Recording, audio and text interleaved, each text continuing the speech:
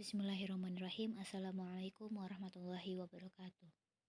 Perkenalkan, nama saya Febriana Syirani. Saya dari kelas 2E Program Studi Pendidikan Agama Islam. Kali ini saya akan mempresentasikan Islamic Worldview, materi ke-8 sampai ke-14.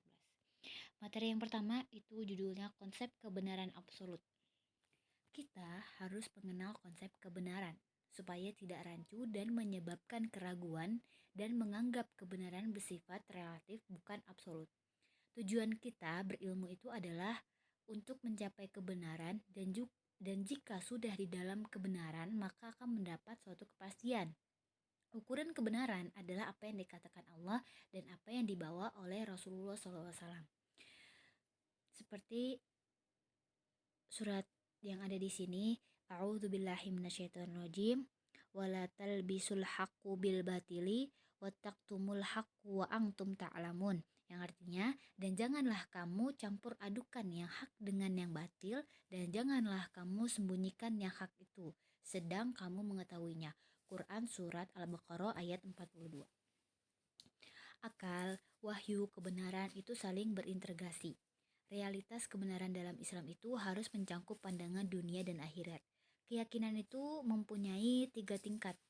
Yang pertama, ilmu yakin. Ilmu yakin itu keyakinan yang didapat dari suatu yang dia dengar. Yang kedua, ainul yakin, yaitu keyakinan yang didapat dari suatu yang dia lihat secara langsung. Yang ketiga, hakul yakin, yaitu keyakinan yang didapat dari sesuatu yang dia rasakan secara langsung. Yang kedua, materi kedua itu adalah filtrasi penjajahan pemikiran. Batasan waktu, tempat, dan tidak pernah mati di telah masa itu adalah tantangan pemikiran.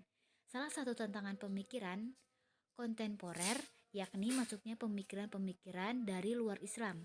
Pemahaman dan pemikiran itu masuk ke dalam dunia Islam yang kemudian menjajah atau mensyubhatkan, yaitu diantaranya yang pertama tantangan peradaban Barat. Setelah komunis runtuh, tantangan terbesar dan tersulit datang di tengah umat Islam adalah peradaban Barat. Bahkan sebenarnya peradaban Barat itu adalah peradaban yang diperbaharui, yaitu peradaban Yunani dan Romawi.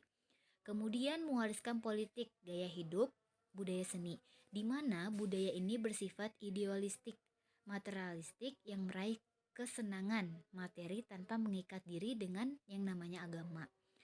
Keturunannya banyak dari munculnya sekularisasi atau sekulerisme yang memisahkan agama dengan kehidupan, pendidikan, politik, dan ekonomi. Dengan demikian, peradaban itu hanya menjunjung tinggi kehidupan materi duniawi yang bersifat pragmatis atau bahkan ateisme yang tidak percaya Tuhan. Jadi ateisme ini adalah orang yang tidak memiliki Tuhan, tidak percaya Tuhan sama sekali, yang tidak melibatkan atau percaya terhadap agama. Jika sekularisme hanya memisahkan, tetapi ateisme menonaktifkan Tuhan yang bahkan lebih dari itu. Yang kedua ada orientalisme, datang dari barat, yang mereka itu mengkaji tentang keislaman.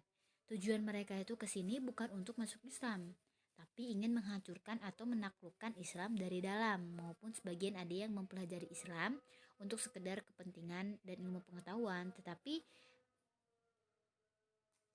minoritas itu hanya sebagian untuk mencari titik lemah Islam dan kepentingan penjajahan. Untuk mengendalikan dunia itu ada beberapa teori. Yang menguasai yang pertama itu adalah peperangan. Hal ini menjadi strategi kuat oleh para penjajah karena menaklukkan dengan senjata, maka suatu negara bisa dikuasai. Contohnya ini ada kasus sederhana yaitu Rusia melawan Ukraina. Terus kemudian ada lagi gaya hidup, budaya, tontonan atau lingkungan berpengaruh untuk dijajah pemikiran. Seperti India, Korea, khas yang budayanya tuh lalu mengimitasi mereka yang seperti pakaian, gaya hidup, budaya dibuat sama dengan mereka. Yang ketiga itu adalah liberalisasi pemikiran studi Islam. Seperti emansipasi wanita, keadilan HAM, dan sebagainya, lalu diubah menjadi model studinya dengan metode barat.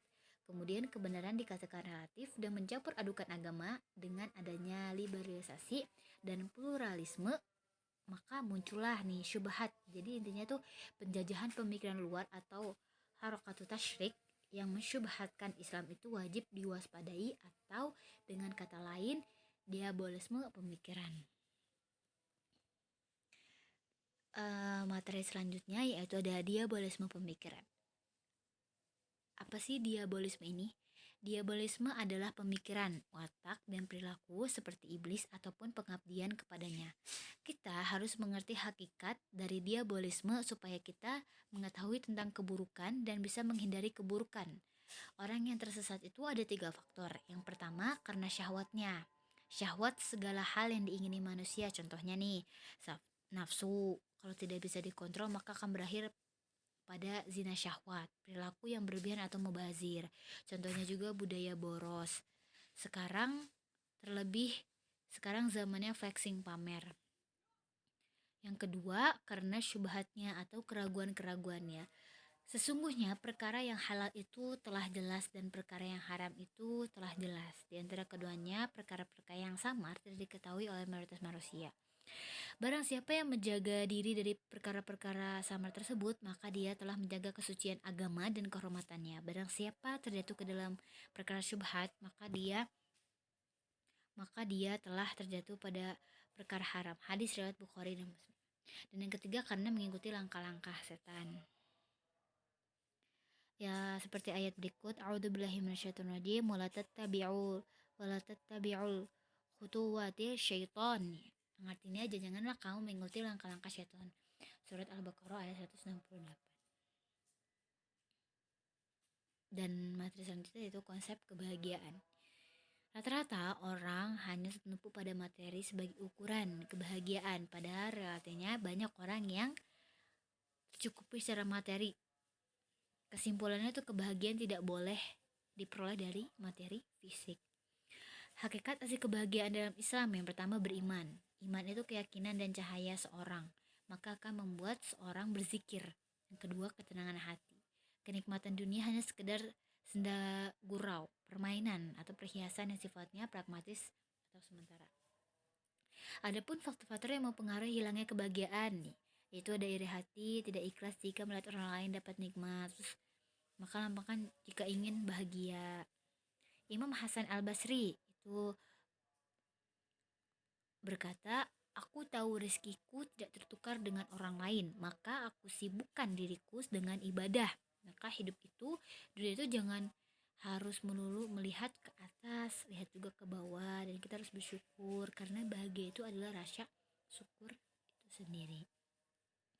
Orang yang mengikuti hawa nafsu itu hidupnya tidak akan bahagia karena hawa nafsu tidak ada habisnya dan manusia tidak pernah puas. Orang bahagia tidak melampaui batasnya. Orang melampaui batas tidak akan bahagia. Yang selanjutnya ada alam gaib. Di dalam Al-Quran ada alam gaib dan alam syahadah. Alam gaib itu artinya adalah alam yang tidak bisa tampak oleh panca indera kita, dan kita harus yakin itu pun juga ada. Dan alam syahadah adalah alam yang tampak di sekeliling kita. Dua-duanya kita diminta untuk mengimani karena itu adalah ciptaan Allah Subhanahu wa taala. Sebuah keyakinan harus dituntun dengan jalan yang benar, disebutkan dalam Al-Quran. Suatu kewajiban utama seorang mukmin yang artinya orang-orang yang beriman terhadap alam yang gaib. Di dalam kehidupan ada yang disebut dengan al-bashi, artinya adalah kebangkitan manusia setelah dimatikan oleh Allah, maka dibangkitkan kembali. Meraih surga, dan meraih surga itu hendaklah kita berlomba-lomba. Maka dari itu kita harus beristiqomah dalam beribadah. Selanjutnya, pilar kebangkitan peradaban. Dari hadis sahabat yang meriwayatkan dari Nabi SAW, hadis ini dari Ammar bin Shu'aib dan ayahnya, kemudian dari kakeknya dari Rasulullah SAW, yang berkata, awal kebaikan umat ini yaitu pada keyakinan dan zuhud, dan awal rusaknya umat ini itu adalah bakhil atau kikir dan angan-angan panjang. Nabi mengikat 2 kunci penting dalam kehidupan umat manusia. Umat Islam menenangkan Allah Subhanahu wa taala dan diberkahi dalam urusannya disebabkan karena dua perkara, yaitu yakin. Yang pertama, yakinnya itu yakin kepada Allah, yakin kepada pertolongan Allah, yakin terhadap balasan Allah, yakin terhadap urusan akhiratnya. Yang kedua zuhud. Zuhud itu artinya orang yang meletakkan dunia itu sampai telapak tangannya, tapi tidak dimasukkan ke dalam kerongkongan ataupun di dalam ruang hatinya. Penyebabnya itu kerusakan. Karena sifatnya yang cinta dunia yang menyebabkan ia bakhil dan panjang angan-angannya sehingga dia lalai dalam kehidupan dunia dan menjadi rusak agamanya dan akhiratnya. Yakin di dalam Al-Quran memiliki 3 tingkatan. Yang pertama ilmu yakin. Ilmu yakinnya itu pada tataran konsep sehingga dia yakin ilmu yang benar itu akan mendatangi keyakinan. Atau jika orang memiliki ilmu yakin tingkatannya akan naik jadi ke ainul yakin. Yang kedua ainul yakin. Ainul yakin ini adalah keyakinan yang kita lihat. Kalau orang yang mempunyai keyakinan dalam hati, maka dia akan melihat bukti dan keyakinan. Jadi tidak hanya sekedar yakin, tapi memiliki dengan tanda-tanda kebesaran Allah. Yang keempat, hakul yakin. Hakul yakin itu dia sudah bisa mencicipi atau merasakan nikmat iman. Jadi hakul yakin itu tingkat keimanan yang paling tinggi. Mungkin itu saja presentasi dari saya. Kurang lebihnya mohon maaf, baik dari perkataan. Wassalamualaikum warahmatullahi wabarakatuh.